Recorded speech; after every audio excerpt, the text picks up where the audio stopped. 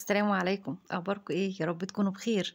إيه رأيكم وصفة النهارده هيكون عن الكشري الحلة الواحدة، هنعمله بطريقة جميلة جدًا وهتعجبكم وسهلة خالص ومش هياخد معاكم وقت أبدًا ومن غير كمان مواعين ولا دربكة مواعين ولا أي حاجة، بجد روعة. فكرة حلوة أوي للكشري الحلة الواحدة بدون مجهود ولا أي حاجة، بجد جميل هيعجبكم بإذن الله بس تابعوا الفيديو للآخر.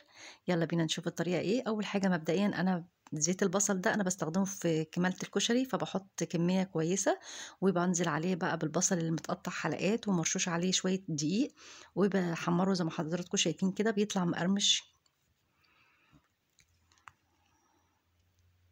هنيجي بقى لصلصة الكشري، حطيت بقى طبعا من زيت البصل اللي انا صفيته، وهنزل بقى بمعلقة من الثوم المفروم وهشوحها اشم ريحتها بس، وبعد كده هنزل بقى بالصلصة، وبعد كده بعصير طماطم فريش.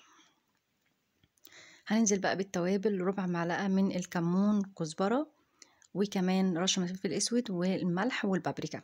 هنيجي بقى للرز، حطينا برضو زيت من زيت البصل، هننزل بكوباية من الشعرية هنحمرها، وبعد كده هننزل بقى بكوبايتين من الرز المصري المغسول مصفى من ميته. تركايه كده انا بحب اعملها في الكشري عموما، 3 فصوص من الثوم بحطهم مع الرز كده وانا بشوحه، بتدي نكهة حلوة قوي. بعد كده هنزل بقى بنص كوباية من طبعا العدس انا نقعاه. بعد كده انزل بالتوابل، معلقة صغيرة من الكمون ونص ربع معلقة من الكزبرة ورشة من الفلفل الاسود والملح، معلقة كويسة كده من الملح، وبقلب. بعد كده انزل بقى بمكرونة الحلقات.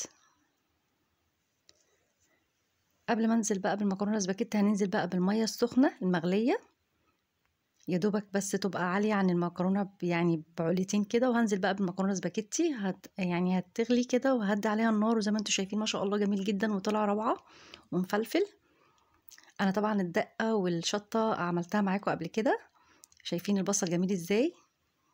وحطيت عليه بقى الحمص، انا بسلقه بالميه والملح والكمون وعصرة ليمونة، ما شاء الله جميل جدا وشكله شهي. يا رب تكون الوصفة عجبتكم، لو عجبكم بقى لايك وشير وسبسكرايب لقناتنا على اليوتيوب، واهم حاجة دوسي على زر الكل عشان يوصلكم كل جديد بإذن الله، واشوفكم فيديو جديد ان شاء الله، واقول لكم السلام عليكم ورحمة الله وبركاته.